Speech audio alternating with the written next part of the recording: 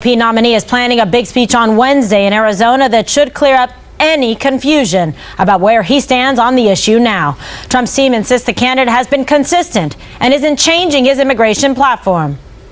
The signature piece of his legislation and his campaign has always been build the wall. That has not changed. Build the wall. No amnesty, no citizenship, no more sanctuary city.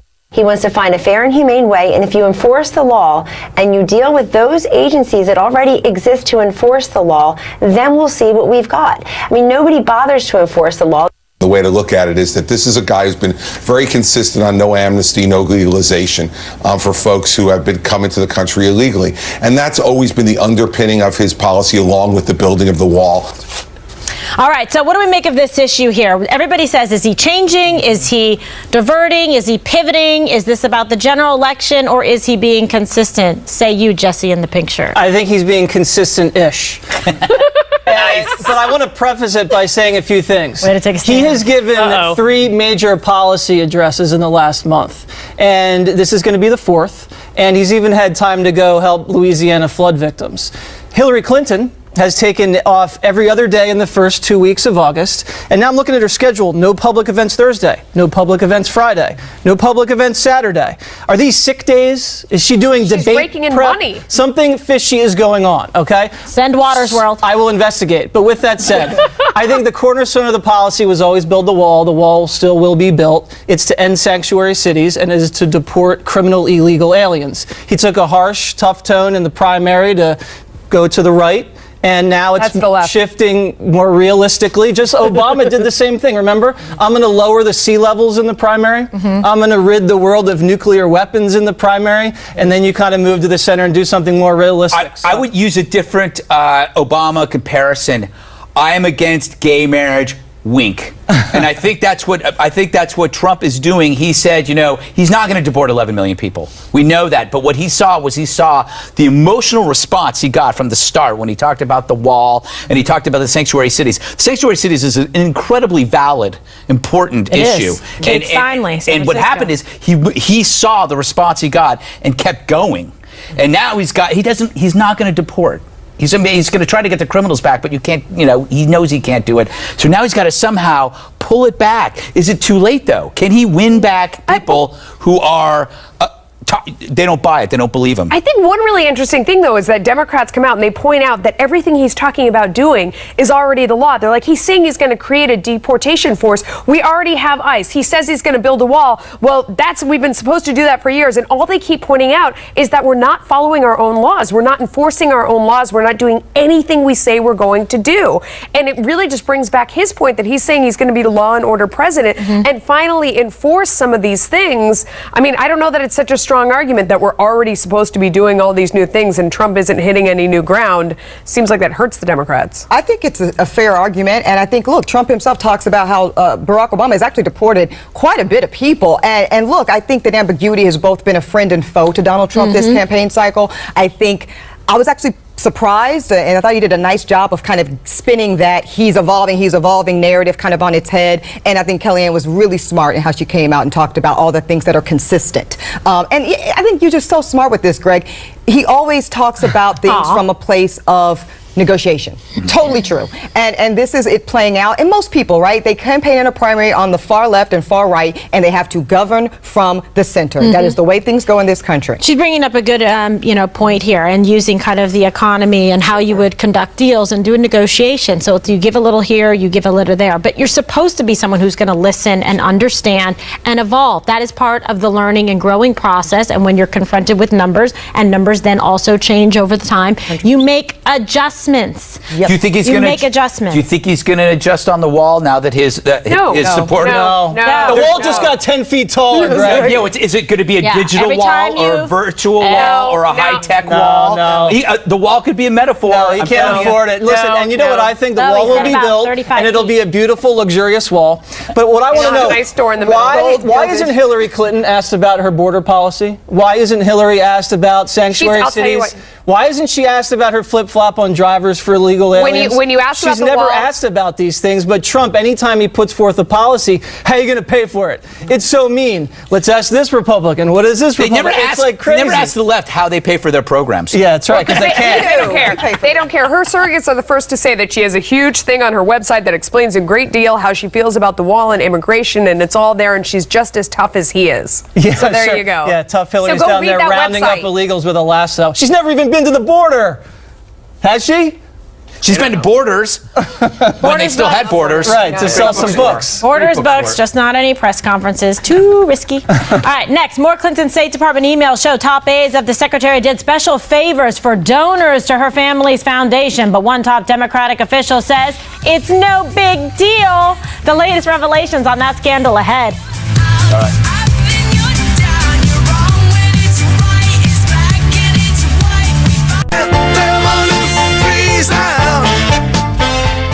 Hillary Clinton insists there is all smoke but no fire when it comes to the scandals surrounding her family's charity, but some more fire has just been found.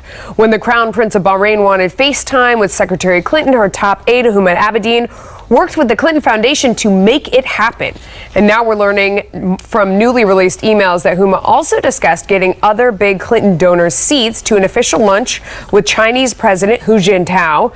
The interim chair of the DMC doesn't seem to understand what the issue is. The way I look at it, I've been a government official. So, this notion that somehow or another, someone who is a supporter, someone who's a donor, somebody who's an activist saying, I want access, I want to come into a room and I want to meet people, we often criminalize behavior that is normal, and I don't see what the smoke is. Craig, she doesn't see the issue. So a donor wants access, so they ask for access and give money. She doesn't see that as a problem. That's business as usual. You pay and you get access. That seems Hillary fair. and Huma turned the White House into Studio 54. You have the velvet rope. You've got a bouncer. You got to grease the palms to get in there. And I mean, That's pretty funny. it's time, And Huma. It's time. So she's. I mean, this is a big deal. Like, you got rid of the husband finally. Good for you. But they got to start looking at. They got to start looking at this whole thing, because it's not just him, right? It's not just him. There's some weird stuff going on over there. They're mishandling classified emails. He was sexting females. I'm not sure. I'm not sure, because I guess my point is this. The Anthony Weiner stuff is more titillating and more interesting, but this stuff is potentially more dangerous. Obviously, yes. I mean, And yet the press chases that shiny ball. Can you let me ask imagine the if lawyer. this was Trump that did this? Yeah. I mean, are you kidding me? I mean, it would be like, oh, disqualified, canceled, et cetera. And why? When the Democrats knew they had this huge problem with the Clinton Foundation and the emails and all of the above, would they let her have a full pass, a full ride to the presidency, essentially, and to the nomination? I mean, it's really unbelievable. Ebony, there are so many examples here that to me go over the line. You look at the example of UBS. That was one of the people that was included in this. The CEO of UBS wanted access to Hu Jintao. He wanted a lot of different things. He gave money to the foundation. Hillary Clinton stepped in with the Swiss and negotiated a sweetheart deal. They were tax evaders that UBS was hiding. She acted on behalf of them after they gave money. They gave even more money afterwards. What more do you need? Well, they Breadcrumbs? say, follow the money. I mean, Right. and that's really kind of the guiding principle with so much corruption. And, Hillary Clinton's right. They don't have a smoking gun per se yet, but all the smoke is there. Well, in terms of legally, because if they did, she actually would have a real Bible. But what does that look like? It looks like if a mess. You give me no, the money. That's the point, right, Melissa? Yeah. The appearance of impropriety is critical here. And it's really bad, especially when you've been in the public life for this long. So one has to wonder, this isn't a case of you didn't know better. No, you knew the risk and you chose to ignore them, or you decided whatever you were gaining from it was so worth it that this makes sense. And look, I really have so much tremendous respect for Donna Brazile, but her saying that she doesn't find there to be a lot of smoke doesn't mean anything to me. Her objectivity is clearly questionable here because she has a long-standing relationship with the Clintons. She's been an advisor for Bill Clinton on both campaign cycles. So again, her interest in finding the hypocrisy and the scandal here, it speaks for itself. Jesse, in 2008, the president knew exactly what this was going to look like and what was going to happen. It wasn't his first dance with the Clintons. He knew how they raise money. And And so he said that there had to be an arm's length distance between the foundation and between the State Department. They signed a document saying they would do that. Head of the Armed Services, then Senator Kerry, said, please, you guys have to avoid even the appearance of impropriety. They said they would. They did nothing like that. The Clintons live in the world of impropriety and the appearance of it. And they love it. And they love it. Hillary Clinton is literally for sale. Yeah. And she should have a barcode on her pantsuit. But now the White House will be. And That's if you the can problem. listen closely, you can hear Bernie Sanders screaming all the way from Vermont, because this is what this guy ran against. And I love Donna Brazile changing the defense. First it was, okay, so someone gives you money and then you do them a favor, you can't prove a quid pro quo. Now it's, okay, that's how politics works. And I remember the left was so outraged when Halliburton was getting contracts after Cheney was CEO and he was VP. She literally is still in charge of the foundation and taking a lot of money. I just can't believe that people are paying money to sit next to Joe Biden. Yeah. That shocks me. I mean, I pay money to sit away He's from very Biden. nice. He's very handsy. Maybe that's what they're paying for. You know Joe. It's only Joe. He means nothing. Oh my goodness. Well, you know what? Let's just move on after that. Ahead, President Obama's former campaign manager is now playing doctor along with politics. David Bluff gave Donald Trump a diagnosis yesterday. Oh boy. We've got some thoughts about that one coming up next.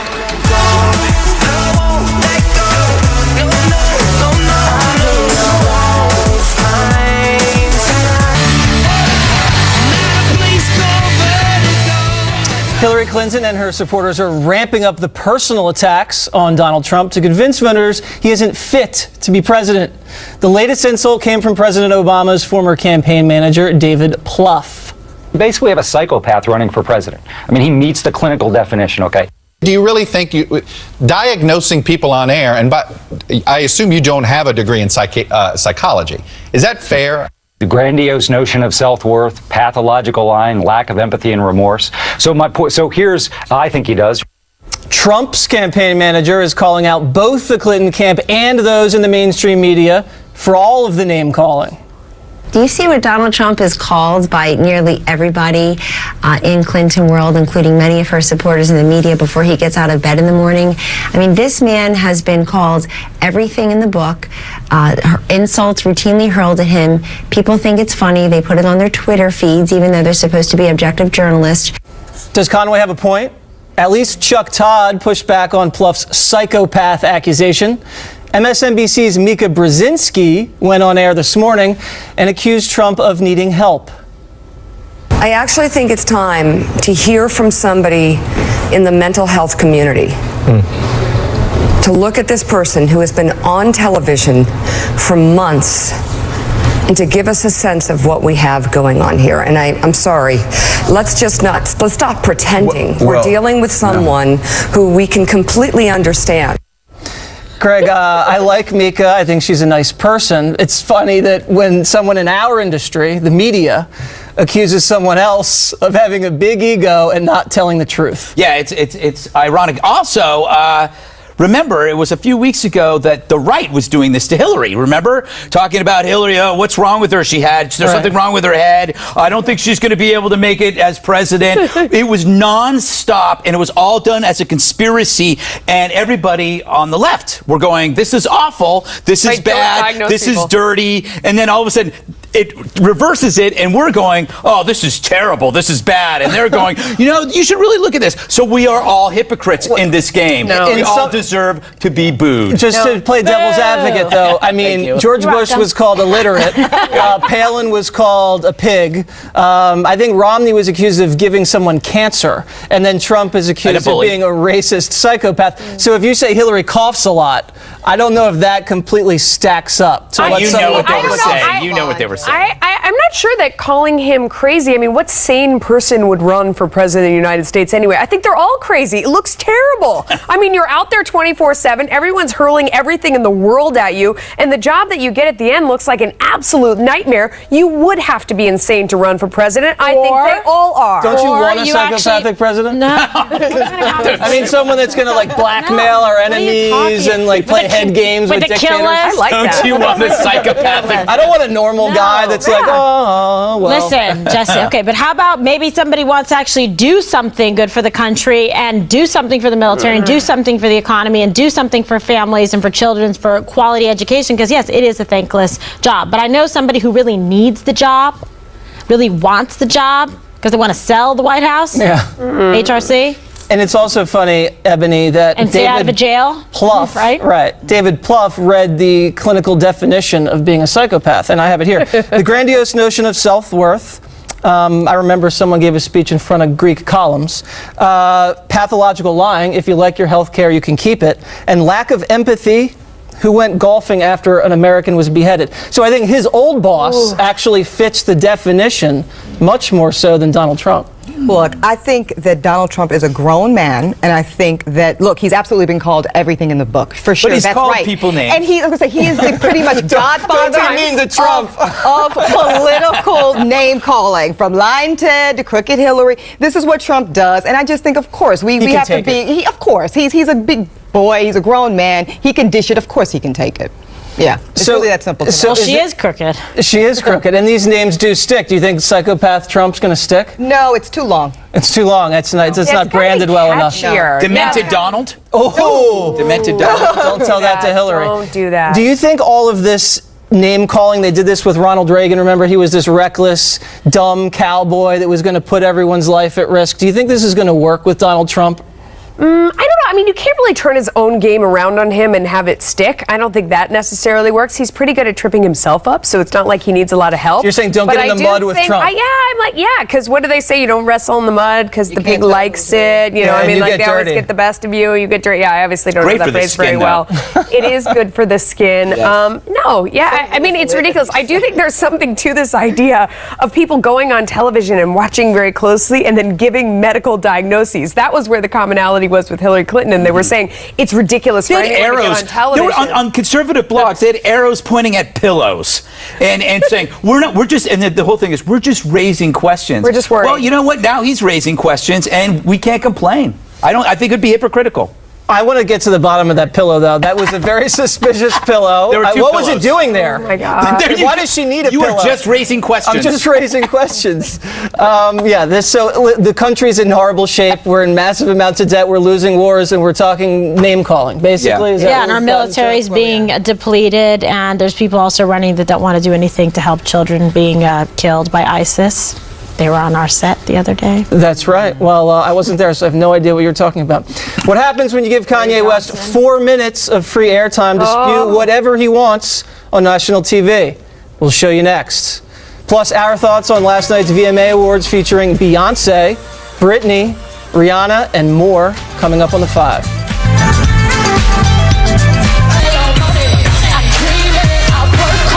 Beyonce at the VMA Awards last night, she performed nearly half the songs from her hit album Lemonade. Rihanna also dominated the night with 4 performances, and Britney Spears made a comeback. We'll get into all of that in just a minute, but first, Kanye. 4 minutes were granted to Kanye West to do, well, whatever he wanted, and as you might expect, Kanye was Kanye, but it wasn't completely off the rails. Later tonight, Famous might lose to Beyonce, but I can't be mad. I'm always wishing for Beyonce to win. So, you know, like, people come to me like, man, that's right. Tell Taylor that. Bro, like, I love all y'all.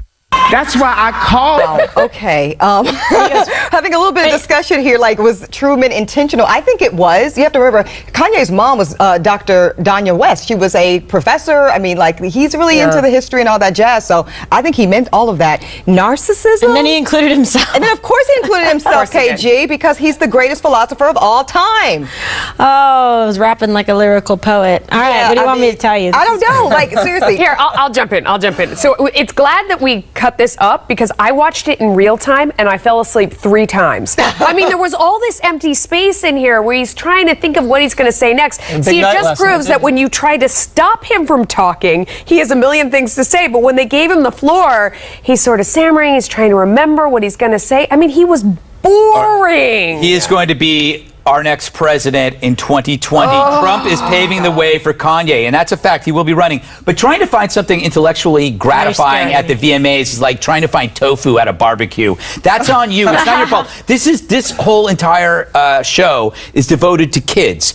The mindset is for a 15-year-old girl. If you look at everybody there, if you're 27 and you're watching this, you should feel old. No, it's You not were watching it last night. I was. Because I was going through Twitter and I'm seeing Greg comment live on the VMAs. I'm like, what are you doing? I have the mentality of a 15-year-old girl. No, 15-year-old boy. No one's wearing any clothes Don't at ruin this it for the event. girls. I know, it's great. Yeah. Exactly. There you go. Ding, ding, ding, ding. I watched you instead, Melissa. You were in for Judge I Ginny love it. Justice. It I have was this very question, good. Jesse. As a husband, I watched. Kanye is constantly talking about Beyonce and how obsessed he is. Like, do you think Jay-Z is bothered by this? And then at all? he gave a shout out to this Amber Rose chick who he fooled around with while Kim was right in the audience.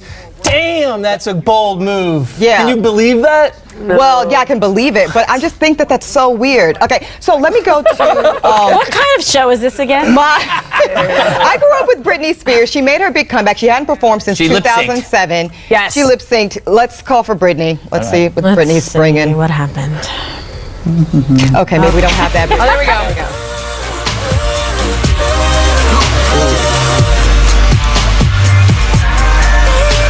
Nobody So sings Kanye anymore. might have been rooting for Beyonce, but I was rooting for Britney, and I really wanted her to do something incredible and amazing, and this was so disappointing. And so she's got a live show in Vegas right now. If this is any representation, Greg, I can't go to. Yeah, she's Why doing don't we do a Vegas. 5 field trip when we're going to Well, we are have a going show to be there for live the debates. For the we are going to be there for the so- debates, so we might as well just.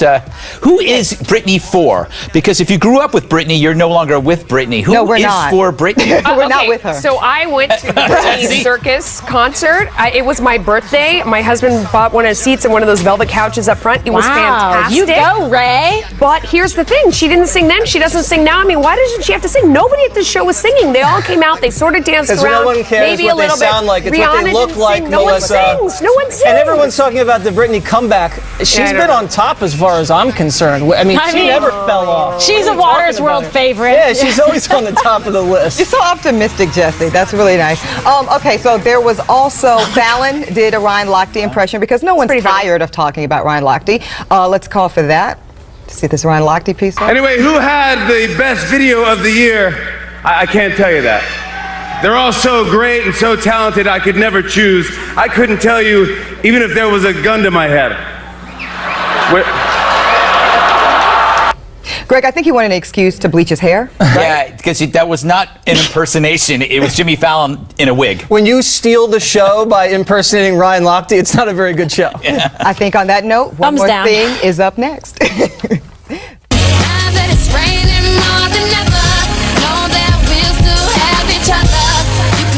For one more thing, let's go to you, Kimberly. Thank you, Greg. Well, big congratulations to the U.S. Marine Corps Reserve celebrating their 100th anniversary today. It was established on this day, August 29th, 1916, by President Woodrow Wilson. From World War I through the War on Terror, the Marine Corps Reserve has played an essential role in the Marine Corps total force by augmenting and reinforcing the active component across a full range of military operations.